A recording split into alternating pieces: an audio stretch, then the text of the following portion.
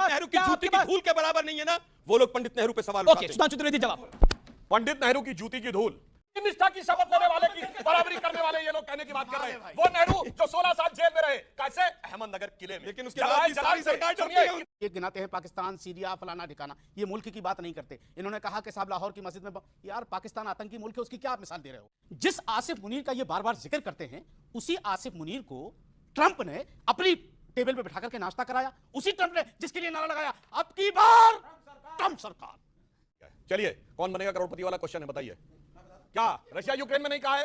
क्या Israel Hamas में नहीं कहा है? या कंबोडिया फिलीपींस, कंबोडिया थाईलैंड के बीच में नहीं कहा है? भाई भारत पाकिस्तान के बीच में भी। और पूरी बात ठीक है, सुनिए। भाई मुलजिम ने अपना इल्जाम स्वीकार कर लिया, आरोप उसके बाद मानने तैयार नहीं। और फैक्ट बोलता हूं, सुनिए, सर सैयद अहमद ने दिसंबर 1887 में लखनऊ में और मार्च 18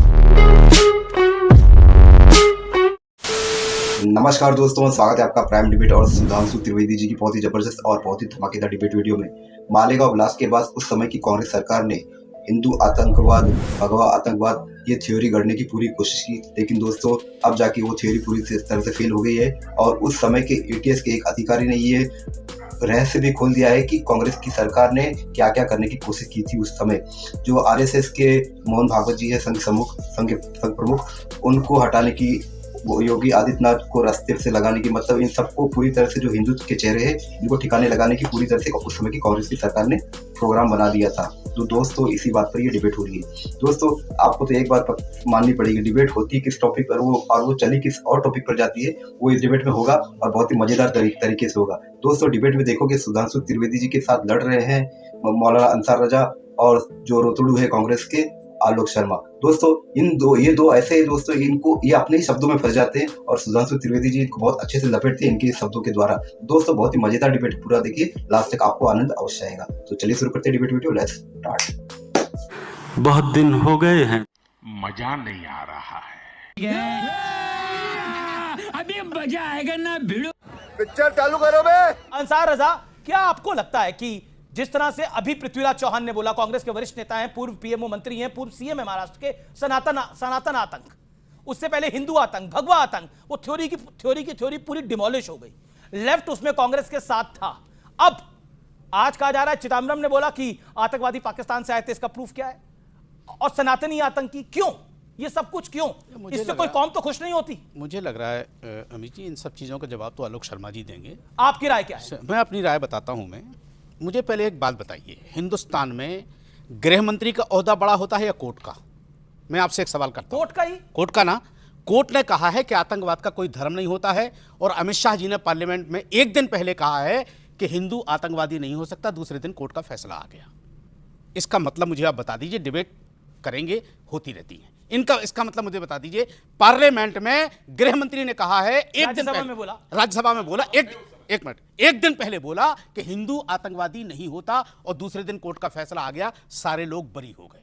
इसका मतलब मुझे बता दीजिए, इसका मतलब क्या है? चिदम्बरम पे आपने कुछ नहीं बोला, मैं बहुत साफ सुथरी बात करता हूं, साफ सुथरी बात बोली, और मैं किसी को डिस्टर्ब नहीं करता, बिल्कुल नहीं करते। आपने अपनी टर्न का वेट कोर्ट ने वेट करा। अब देखिए 30 सेकंड में जवाब सुन लीजिए। आपने सुधांशु त्रिवेदी जी, जब भी कोई बात हमारे मुल्क की आती है तो ये गिनाते हैं पाकिस्तान, सीरिया, फलाना ठिकाना, ये मुल्क की बात नहीं करते। इन्होंने कहा कि साहब लाहौर की मस्जिद में यार पाकिस्तान आतंकी मुल्क है, उसकी क्या आप मिसाल दे रहे हो? वो तो ऑलरेडी आतंकी मुल्क नहीं है, वो तो ऑलरेडी आतंकी मुल्क है। पाकिस्तान से नहीं आता है आतंकी, यहीं के मुसलमान आतंकी हैं। ठीक है ना? कांग्रेस कहती है पाकिस्तान से नहीं आते आतंकी। ये कब कहा कांग्रेस ने? अभी चिदम्बरम ने कहा। क्या कहा? में सबूत दिखाओ कहां से आए पाकिस्तान। तो उसमें मुसलमान कहां से आ गया? तो कहते हैं हिंदुस्तान के। भाई क्यों आरएसएस कूद रही है इस मुल्क में? अरे मुसलमान थे ना, क्यों आरएसएस बर्बाद करना चाहती है इस मुल्क को? भाई क्या क्यों आरएसएस मुल्क को बर्बाद करना ने कहा कि हिंदुस्तान के मुसलमान थे? सरकार है, मोदी जी है, क्यों आरएसएस अपना झंडा लेकर के चल रही है? भाई तो ना चले झंडा लेकर, क्यों आरएसएस क्या है इस मुल्क में?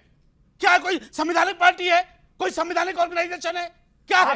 ये हर चीज क्या है इस मुल्क के अंदर? नहीं, आपको बताने की आवश्यकता है। अगर आरएसएस के लोगों को तकलीफ, ये गरीब नवाज क्या है? एक मिनट भाई, मैंने गरीब नवाज सरकार में मुसलमानों के ठेकेदार, मैं दखलंदाजी नहीं करता सरकार में। ठेकेदार हम एक बात मानते हैं, जो किसी बेगुनाह की जान ले, वो किसी भी कास्ट का हो, वो आतंकवादी है, वो किसी भी कास्ट का। ठीक है, हो गया अब आपका। अब सुधांशु त्रिवेदी, मतलब समझ में आई आपके कि नहीं? आपने तो समझ में आई कि नहीं आई? 30 सेकंड बोलूंगा, नहीं समझ में आई कि नहीं आई? बोल लिया। हमने क्या कहा?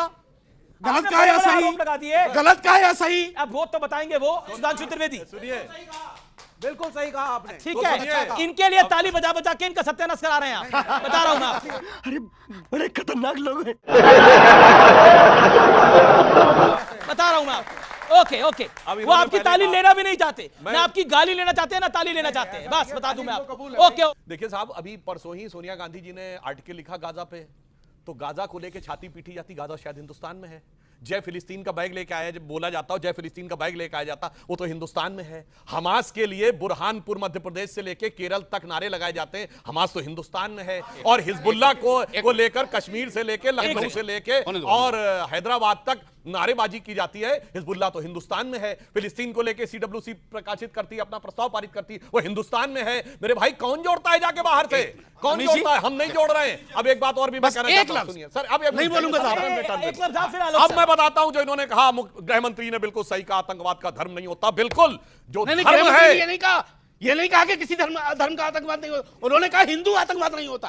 ठीक है ठीक है, नहीं, ठीक है, नहीं, ऐसा नहीं, ऐसा आपने नहीं। बोल लिया, कोर्ट ने कहा है अब ये। सुधांशु जी बोल रहे हैं, बिल्कुल। अब फिर बोलिए।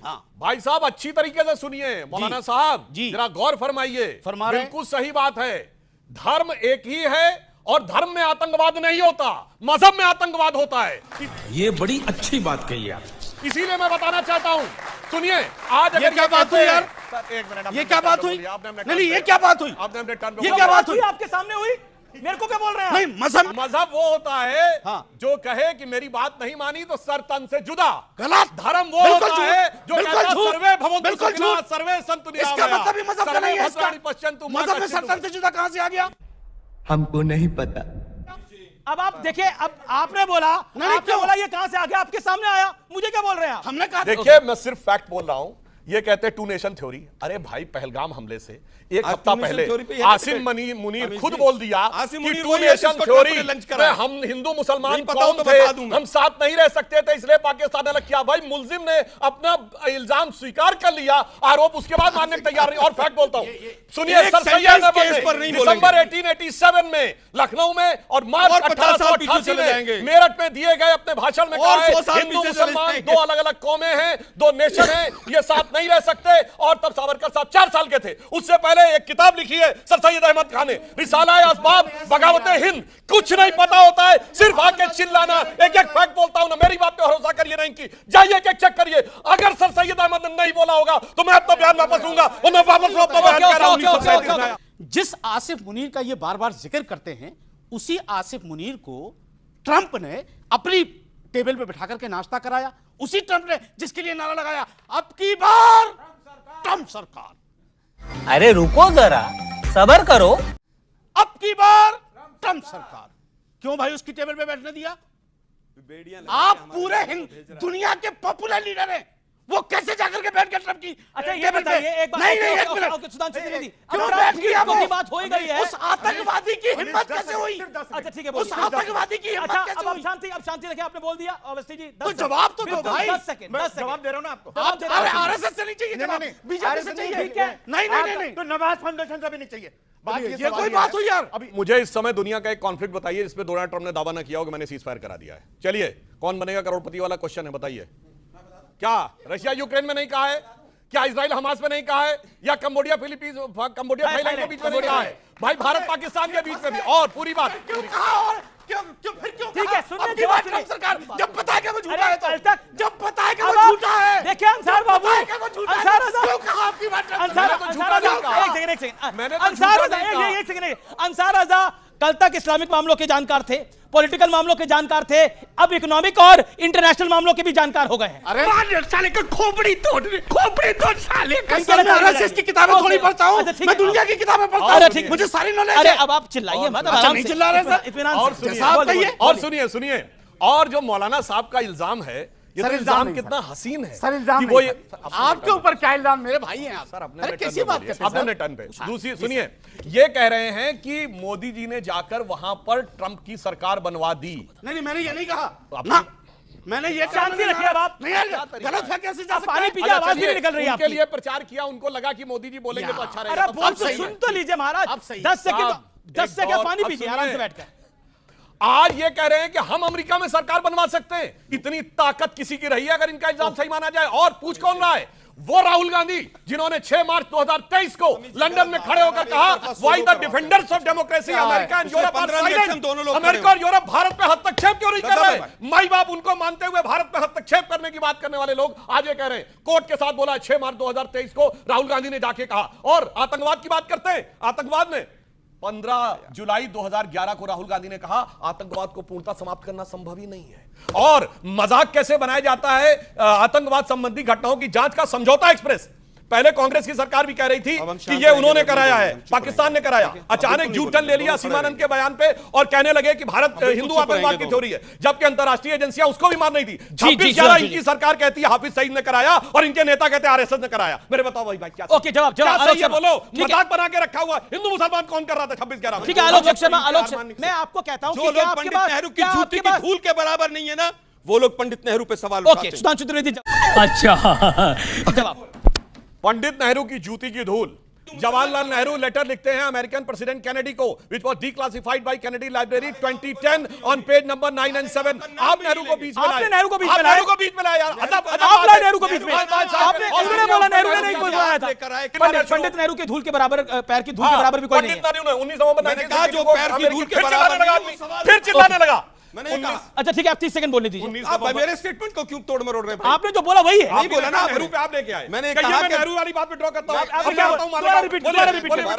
मालेगांव में आता हूं कि जो लोग नेहरू जी के जूते की धूल के बराबर नहीं हैं जी, वो नेहरू जी पे सवाल उठाते हैं। हाँ बिल्कुल चुप, बिल्कुल चुप। हिम्मत कैसे हुई तेरी मुंह खोलने की? एक मिनट। ओके शांति शांति शांति। वो नेहरू जिसने 2 सितंबर 1946 को वेवेल के द्वारा शपथ ली यूनियन जैक झंडे के नीचे अंतरिम सरकार के रूप में, क्वीन की निष्ठा की शपथ लेने वाले की बराबरी करने वाले ये लोग कहने की बात कर रहे हैं। वो नेहरू जो 16 साल जेल में रहे, कैसे? अहमदनगर किले में। लेकिन उसके बाद भी सारी सरकार डरती है उनसे, नेहरू जी से। जिनसे तो द वर्ल्ड पूरे शो में नेहरू जी जेल में रह करेंगे के अभी। खानसामा भी था, कपड़े धोने के लिए भी थे और इतने सुंदर आपस में संसद से संबंध थे लेकर यहाँ तक नेहरू जी से बहुत डर लगता है इनको। वो कह रहे हैं नेहरू जी से डर लगता है बीजेपी को। संसद में भी नेहरू अमित जी, शाह, नेहरू मोदी जी, जी नेहरू को, जी, सुधांशु जहाँ त्रिवेदी भी को डर नेहरू लगता है। जी, नेहरू जी, नेहरू जी। गजब है ठीक भाई। है ठीक है ठीक है। क्या शख्सियत थी वो, क्या आज भी डरते हैं उनसे। क्या शख्सियत है? अभी जाके देखिए माउंट बेटन के परिवार के साथ शिमला में गर्मी छुट्टी मनाते हुए, अभी नेट पे जाके देखिए। अरे भाई अरे सुनिए, मैं चैलेंज करके बोलने कहता के हूं। लिए बहुत कुछ बोल ओके रहा ओके, मैं। रैपिड फायर राउंड में आते हैं। रैपिड फायर राउंड में आते हैं। चाहिए मेरे पास जी, बहुत एक कुछ लाइन है में मोदी जी का। शांति शांति। मैं फिर ये बोल रहा हूं, नहीं, छुट्टी मनाने का तो क्या मतलब? क्या होगी फिर? सात साल बैठे परिवार के साथ, माउंट बेटन के परिवार के साथ छुट्टी मनाने गए और लड़ाई लड़ रहे थे। अच्छा बात नहीं है।